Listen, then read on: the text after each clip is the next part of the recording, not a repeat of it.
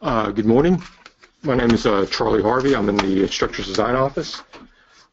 We updated quite a bit of the standards this time around with principally what we're dealing with is the Lighting, Traffic Signals, and Sign Standards, LTS, Lighting, Traffic Signals, and Signs.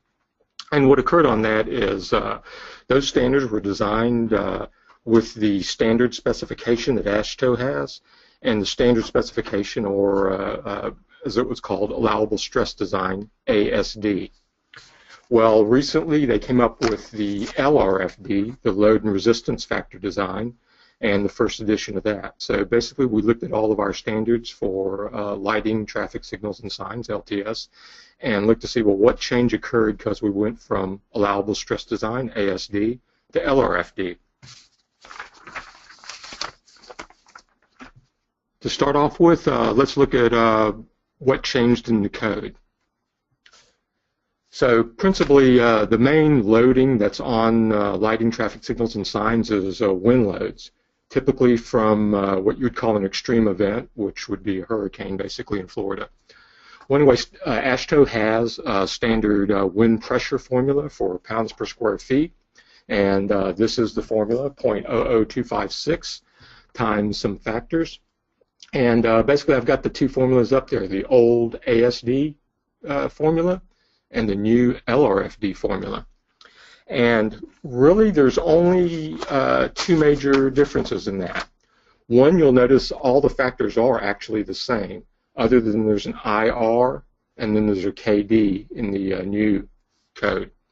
The other thing that changed, even though it's in there as wind speed, is the same, V. They changed the wind speeds on us, they went up. So KD versus IR. IR in the old code was what they called an importance factor. Principally, that was their measurement of the time frame of how frequently would you have this major windstorm occurrence. That factor varied depending on what type of structure you're looking at, what type of component are you looking at. And so the values I'm going to give you are going to be typically from like a round steel tube. And so for that, the importance factor was 1.0. Well, that no longer exists, and the factor that kind of substituted for is K sub D, which is called a directionality factor. And that's basically something they came up with for wind coming at multiple different directions. What's the probability of that? And for the most part, for the structures we're looking at, it would be 0.85. So we actually had a drop in wind loads as far as those two factors being compared from 1.0 to 0.85. Well, when it comes to wind speed, we actually had an increase. Most of the state of Florida, under the old allowable stress design, was 110, 130, 150 miles per hour wind speeds. Now, most of the state is 130, 150, 170, so it's gone up 20 miles per hour. So we had, in one case, it went down, another case, it went up. Now, from the loads part, let's look at the resistance of the structures that we have.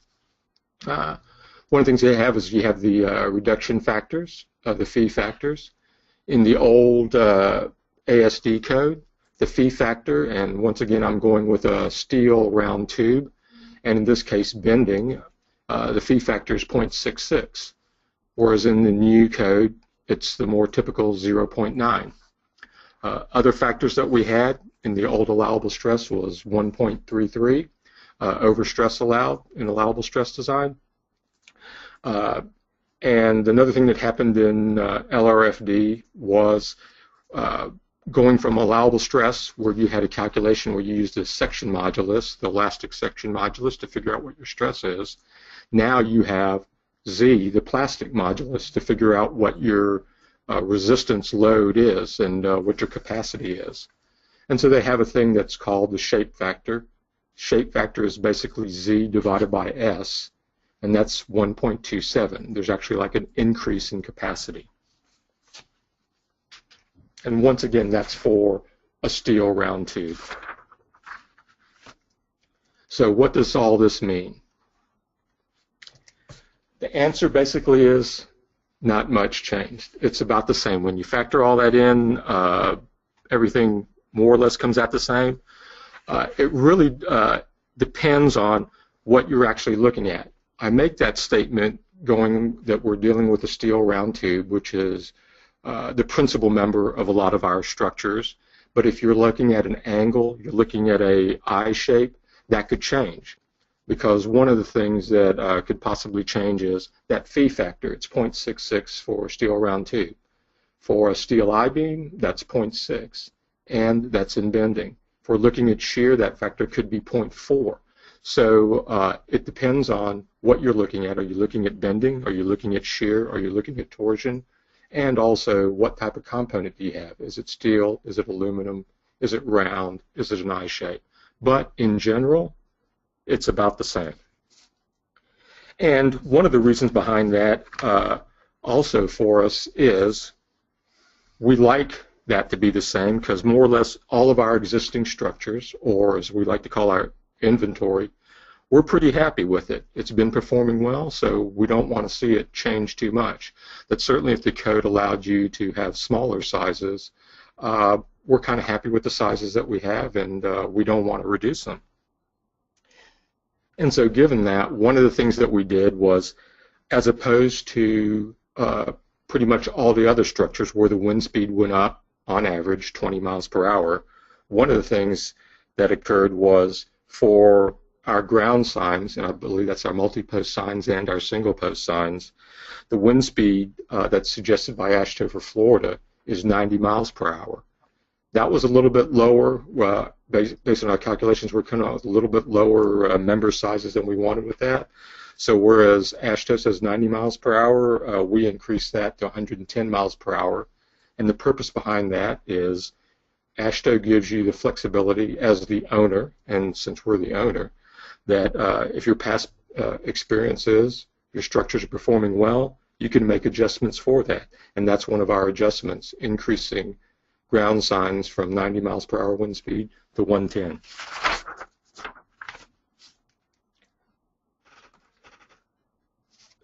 So now, how does that change the standards? Principally, here's the standards that changed. In signs, you have the multi-column ground sign, the steel overhead sign structures, which is sign panels, and the single column ground signs. In lighting, the high mast lights and the standard aluminum lights changed. And in traffic signals, you had the steel strain pole, the standard mast arms, and the steel CCTV poles. Well, even though these standards changed, they're not going to look that different because pretty much the drawings and the details, that virtually changed none at all. That what changed were the tables. And also, the tables didn't change that much. They're pretty much going to look the same. About the only thing that changed was the values in the tables. So for the most part, the standards are going to look the same. You're going to actually just have to look at the numbers that are in the tables to see what changed. And to give like a couple of examples, we're going to the steel overhead sign structures 11300. What you see in the drawing, outside of the red box, which is where the table is, nothing changed other than some of the general notes. And the table values, we didn't change the member sizes. We have vertical hangers and we have horizontal wind beams. Basically, we used the same sizes that were there before. And the way the table works is you have these sizes. What's the spacing or the maximum spacing that you can have for these members? Well, we didn't change the members, and so what we did was we changed those spacings. And more or less what you'll see is in that table, those values change from what the previous maximum spacings were. Another example, and this will actually give you like an example of how little it could possibly change. This is possibly our least changed standard, is a steel strain pole. I believe there's like 6 or 7 sheets to this standard. This is just one of the sheets, and a small part of it is the table. Well, the values in the table changed. And zooming in on it, actually everything else in the table outside of the red didn't change. So we kept all the same components. The steel strain poles are all the same sizes what they were. The thing that changed was its capacity. And so only one column, the maximum allowable moment column, changed. Everything else stayed the same, and all the rest of the standards stayed the same. I want to go into two standards that actually changed quite a bit for other reasons other than LRFD. One of them is the single column ground sign, 11860. And how you chose it before is you had this table. This is what it looked like, and you go vertically and horizontally, find the spots, and then based on these tabs on the side, it would tell you what the pipe size was. The upright, I believe, aluminum post. So one of the things that made it simpler was this is the old standard again. There was 3 tables, and why that was is we had 3 different wind speeds, 110, 130, and 150 miles per hour. Making it simpler, because that was one of the goals, was there's a single table now, because there's just one wind speed, the 110 miles an hour that I mentioned before. And if you go into the table, before you had to find the tabs that were on the side of the table. Now it's just basically the table values. We just put in, here's where the pipe size is.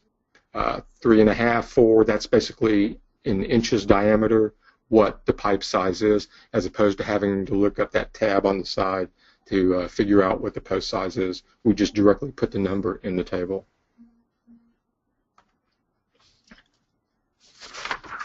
The other standard that changed quite a bit was the standard MastArm table, 17743.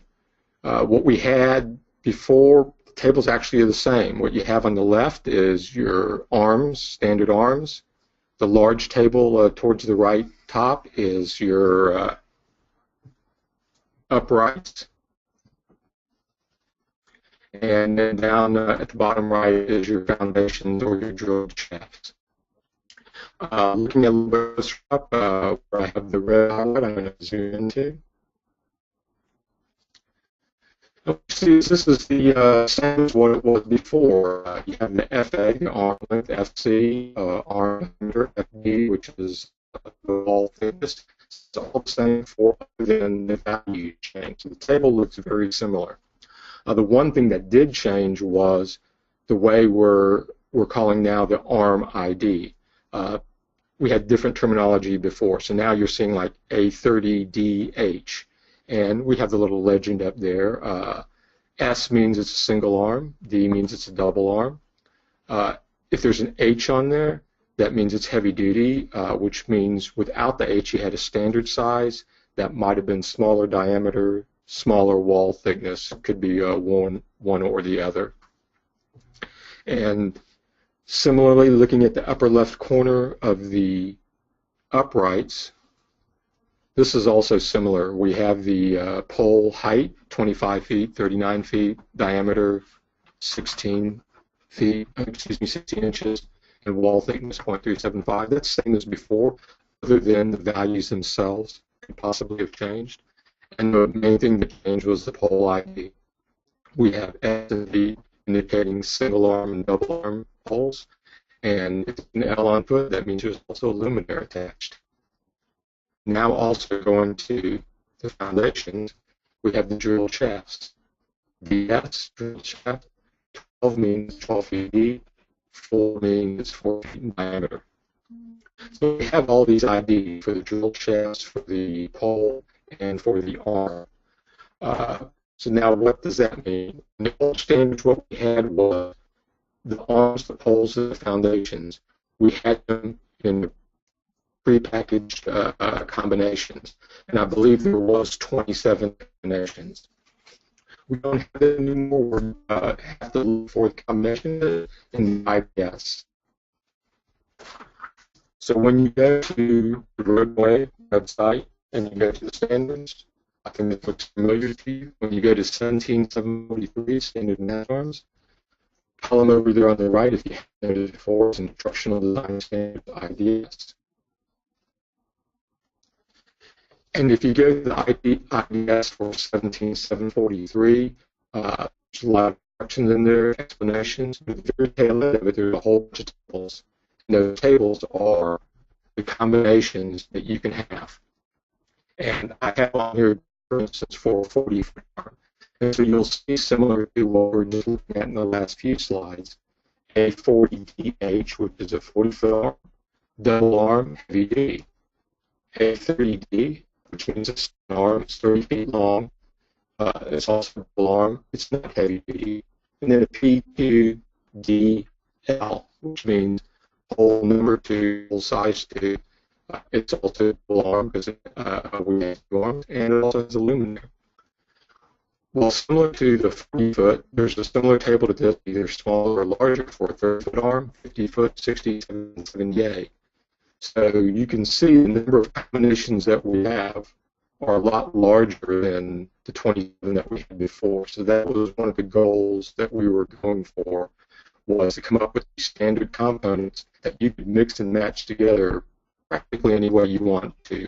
We have these tables to kind of limit you on the way we want it done, but it's a whole lot more expansive than what it was before. So now you have combinations. So based on the geometry, you go, okay, this is what I want. I want a 40-foot arm with a 30-foot second arm, and your combinations table is telling me I need to use a P2 pole. Okay, so here's the combinations that are allowed, and so basically based on the arm geometry that you have, the arm length that you need, you would be coming in here and choosing one of these combinations, which tells you which pole you need to use. The question becomes then, okay, for my arm length, I've got my unique traffic signals on there. I might have 3 signals, I might have 4, I might have 5. How do I know whether my specific traffic signals on this length arm works? And the answer is, we've gotten a new software program. So if you go to the Structures Design Office software website, there's a new program up there. It's called MastArm-Index 17743. It's an Excel spreadsheet. And when you first pop it open, it actually has a whole bunch of instructions and guidance on how to use the program. But then there's a tab that's the basic interface for the program. And so what you're seeing here is you input in up to 10 different signs or signals. The number of heads that are in there, 1, 2, 3 being typical. You put in whether it's 1-arm or 2-arm structure. You're putting in the wind speed, things like the luminaire, arm length, first arm length, second arm.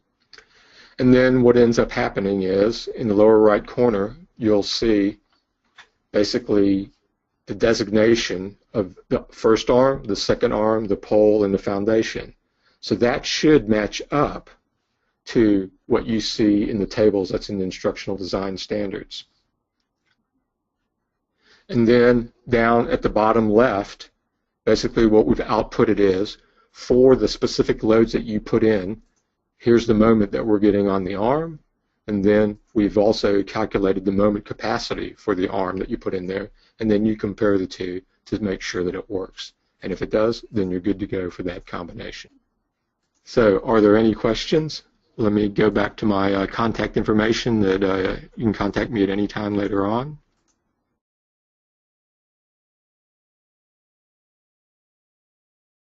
Good morning, this is Steve Nolan from the State Structures Design Office, and looks like I'm bringing home this session today. All right, we're going to go through, not in numerical order, but basically in groups of changes related to the standards, the data table cells, the instructions, and then some of the newer developmentals and things that we are planning to release in the next 12 months. David did a good job this morning of explaining how all the different documents fit together as far as the standards for the contractor, the instructions for the designer, and then the data tables being able to transfer project-specific information to the contractor. Starting off with the minor revisions, just a reminder that there is a revision history sheet that's in the front of the design standards. We'll touch on some of these changes. Those were promulgated by some additions to the abbreviations tables, just to declutter some of the drawings. Some changes to the specification relating to the roofing paper, now organic felt. Durwood touched on that this morning also. We made some revisions to the specification language for bearing pads. I believe we added also a plain bearing pad pay item that I'll talk about at the end. We combined the epoxy type A and B into one designation, which is now an AB epoxy. And then ASTM actually combined several structural bolting specifications together. So that resulted in some changes to specifications and reference notes on the drawings. And then AASHTO RFD bridge design specification implemented some changes to the development lengths and the splice lengths, actually, and also some wind loads, but those are under the significant revisions. So those are all being implemented in this edition. Just briefly, on the bridge fencing, updated some of the notes in the table to match more closely with the designations in the ASTM. Traffic railings, the connection details for the guardrail and the transitions has been revised to match what's on Index 400 now. We have a shorter run-up length on the traffic railing for the shoulder barriers. There's also been some changes in the specification to the slip-forming concrete cover tolerance. So we will be able to take advantage of that moving forward with some of our newer traffic railing shapes.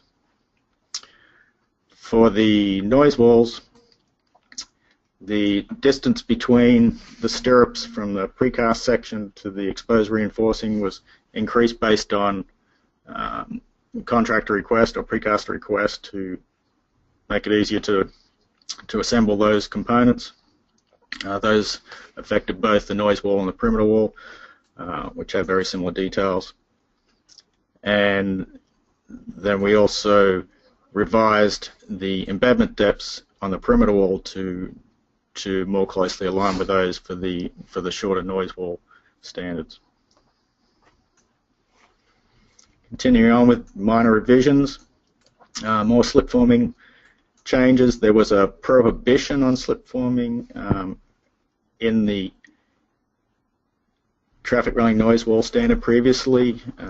This language has been softened. We allow slip forming of the junction slab specifically on the standard. The contractor is required to submit a revised shop drawing to show the cover on the coping to meet the specification minimum requirements. For the upper portion, the vertical portion of the wall, the standards do not address slip forming, and so those would have to be modifications submitted for approval on a project basis. Moving on to the retaining wall coping and junction slabs, same changes affect those with the slip forming restrictions being lifted. On the approach slabs, the dowel bars which connect the back wall to the end of the approach slab have been modified from straight bars to U-shaped bars based on contractor requests. This eliminates the need to put the safety caps on top of the bars during construction. They still function actually probably better in tying the approach slab to the back wall. So hopefully that'll improve safety during construction.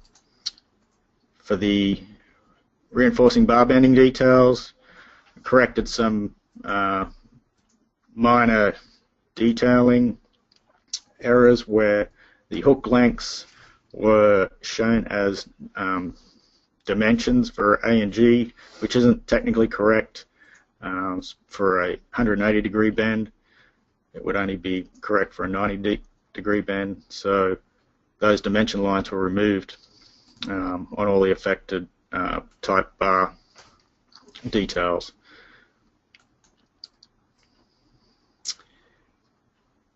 And then there was one minor change to the spiral material note. So take a look at 21300 for those. For the pedestrian railings, the notes were rearranged, and some of the redundant notes were taken off the standard that are now covered in Specification 515. As a result, we rearranged some of the drawing details on the bridge pedestrian railing standard to more reflect the order on the sidewalk and retaining wall pedestrian railing standards 851 and 862 and 852. There was also a minor revision to the expansion joint detail to more closely accommodate the intent of providing a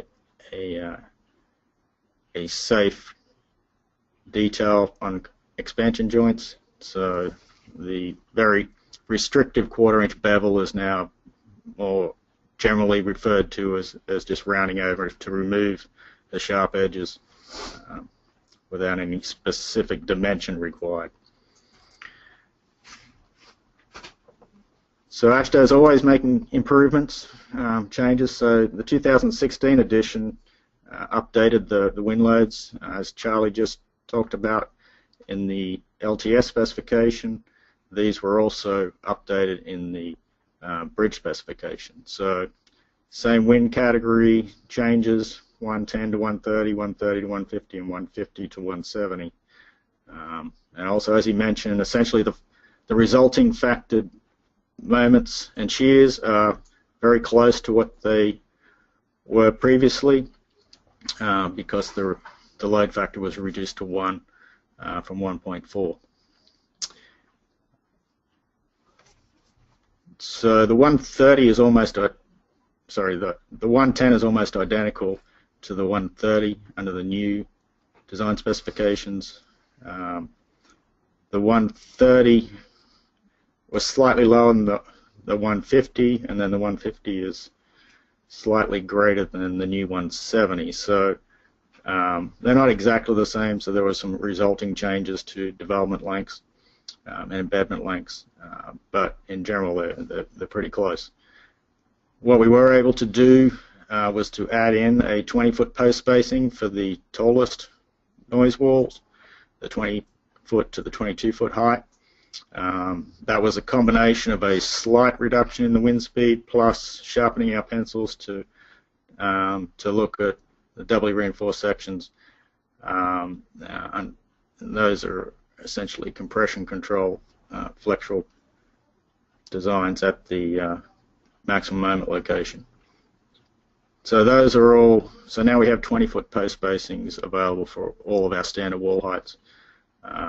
And so we eliminated the 15-foot post spacing design for those three wind heights. Index 5250, which is the perimeter walls, which are basically short sound walls. There was a slight oversight there. We missed the table that was buried in the middle of sheet 6, so we'll have to issue an errata there to update those wind speeds to the new LRFD wind speeds.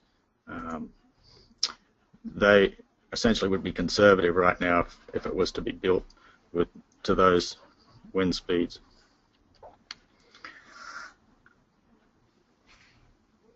So there was quite a few note consolidations and rearrangements that occurred as part of our ongoing effort. those also, some of those were included last year with the lighting signal and traffic. What's the other one? Signs. Structural standards. But we also implemented those this year with the pre-stressed beams and the piling. So as a result, though, no good deed goes unpunished, so we tried to improve the notes, and we forgot to update one of the cross-references in one of the tables, so we'll have to issue an errata on that. It's pretty easy to tell, though, since the note 13 and 14 no longer exist, so we'll get that corrected and posted shortly. And nothing more too exciting on that front. Then for the FRP design standards, pre-stress CFRP and stainless steel concrete sheet piles, bearing piles, we were able to refine the designs and reduce the number of strands to make those more economical. We corrected the spiral diameter to 0.2, it was previously 0.3. And the strand pattern configuration change only affected two sizes, the 12-inch and the 24-inch square piles.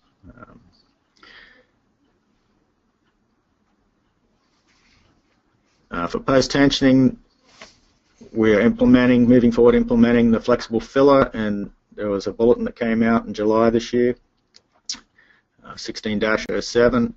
So with that, there were some changes to the structures design guidelines and the affected post-tensioning standards, 21801 through 21803. Since that bulletin was released, there was identified a few other minor corrections and improvements that could be added. So where you see the plus symbol on this slide, those changes were not included in the bulletin release and the design standards revision that was posted under the fiscal year 2016-17. So those new changes are out there now.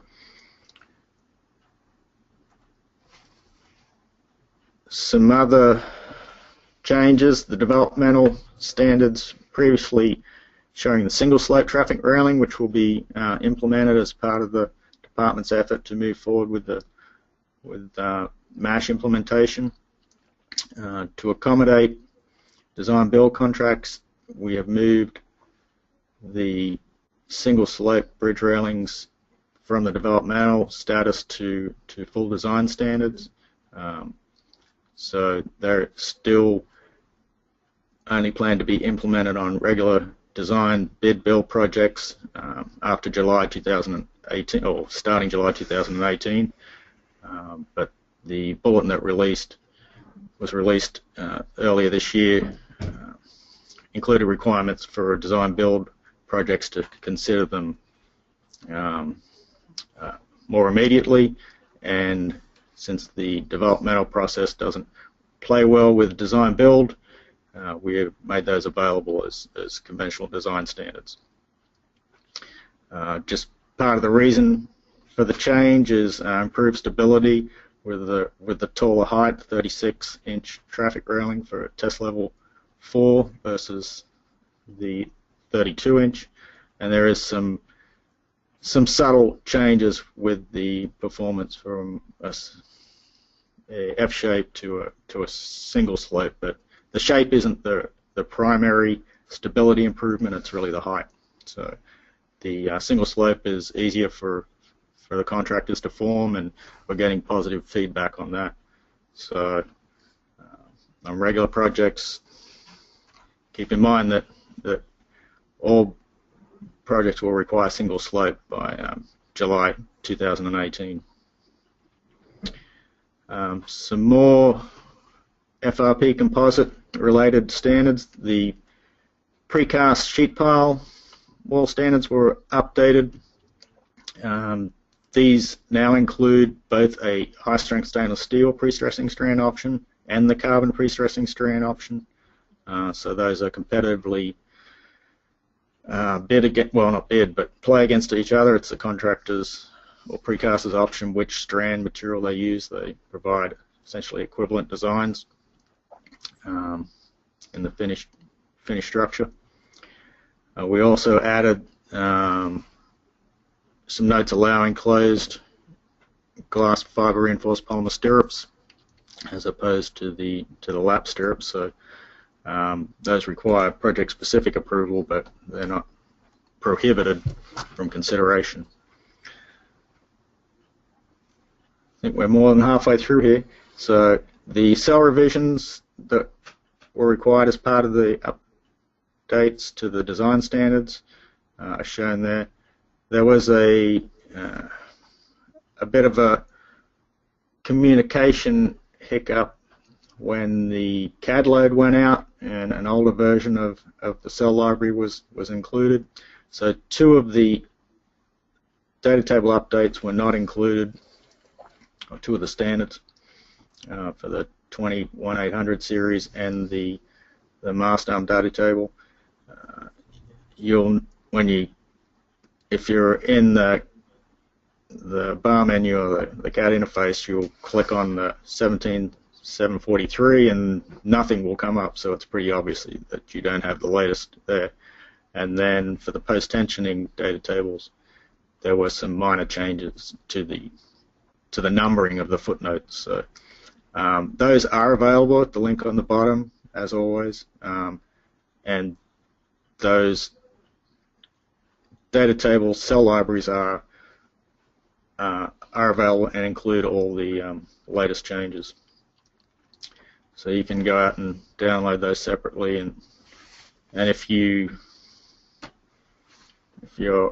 CAD systems manager doesn't keep you up to date, you can always get those independently without having to load the full SS4 maintenance release 2, I think we're up to now.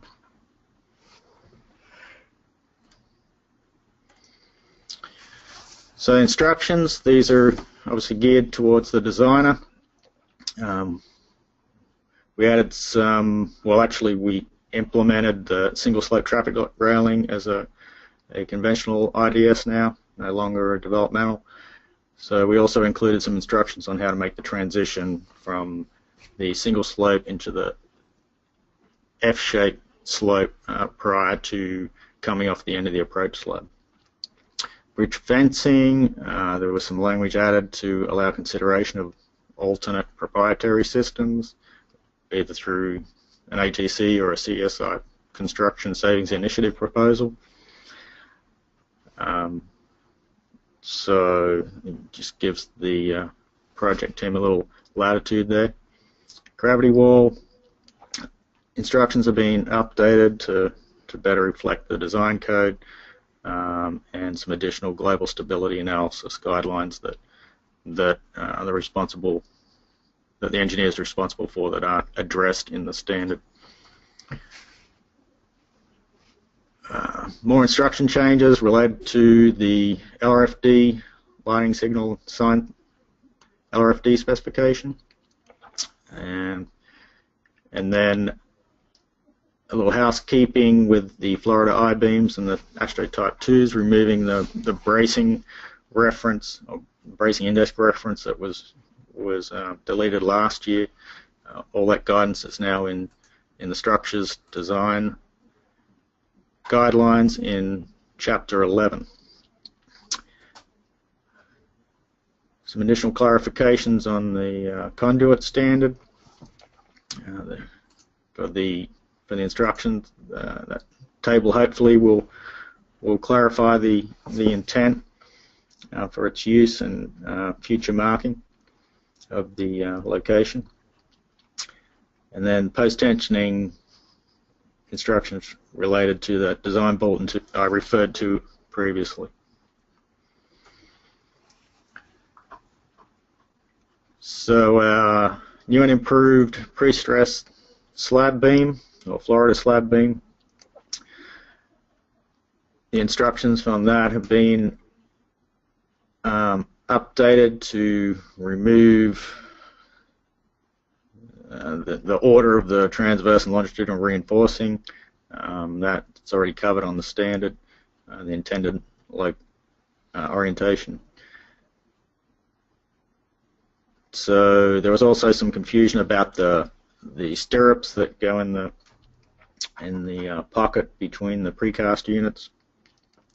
So the bar types have been added, as you see highlighted in the bottom there on figure 18, and then the style type for the hook, which dictates the radius of the bend. Drip grooves are no longer required, and there was also some clarification on what strands are intended to be fully bonded. This is to, one, meet the AASHTO requirement for exterior strands being fully bonded, and two, to address where the stirrups have to be supported for casting of the concrete. And then there was also the pay item addition for the plain neoprene bearing pads. Had some minor changes to the developmental design standards for the GRS IBS, which is basically a segmental block wall with soil reinforcement. The reference to the geosynthetic material index, which was deleted, I think, 2 years ago, has been taken out, and that's now covered in the specification. And then the guardrail connections were updated to match the new index 400 heights and run-up lengths. More on the Florida slab beams. There's a detail showing the stirrup that's required to essentially join the lower portion of the precast slab units. And then for the FRP bar bending details, which is the partner to the steel bar bending details, we renumbered some of the bar types to more closely correspond to the steel bar bending details, and that's part of a continuing effort to improve that standard, and we'll be adding additional details as we coordinate with industry on exactly where we're heading with FRP for broader implementation. Some other things in the works, I mentioned last year, cut slab retaining wall, that's sort of on hold right now, other priorities. Precast intermediate bank cap standard, which should be coming out early next year, so we'll have some more discussion on that at the Design Expo this year, following up on last year. I think that link there will take you to last year's presentation. Look forward to more changes with the MASH implementation in July 2018. There's a link there to the bulletin announcing that effort. And then we recently released the off-system bridge package for to assist counties and cities in shortening the design process. Currently only up to from 30 to 50 foot standard span lengths. We had identified a 60-foot length as being desired. That effort has not been abandoned, but there hasn't been a big demand at this point. So that might be a little longer in being implemented. So that will depend on schedules and other priorities. So just a reminder that the Design Expo is in Orlando on June 5th and 7th, so I'm sure there'll be plenty of good training available from all the folks that were presenting this morning. And then just a follow-up from previous announcements on new developments, fiber reinforcing with the concrete pipe. Some research is still ongoing on the durability characterization, and there is a project in Gainesville where they've installed some sample synthetic fiber reinforced pipe for monitoring. So that those efforts are continuing to move forward, and there should be some interim reports posted in the next 6 months. So just message in closing, we had a little shuffling around in our two departments. Some of the design standards group have moved over to the computer support, and some other people have moved on. So those with the squares are the design standards group, and those without are in the computer program section. So that's all I have. If there are any questions, send those in, and we'll do our best to answer those immediately or follow up later. Jackie? Okay, that actually concludes our time for today, but if anyone would like to hold on the line just for a few minutes, we can answer any questions that may have come in. Let me check with Derwood real quick. No questions? Okay, well, that concludes the presentation for today. Again, it will be posted online as well as the PowerPoint. So if you have any questions, feel free to contact any of the presenters from today. Thank you.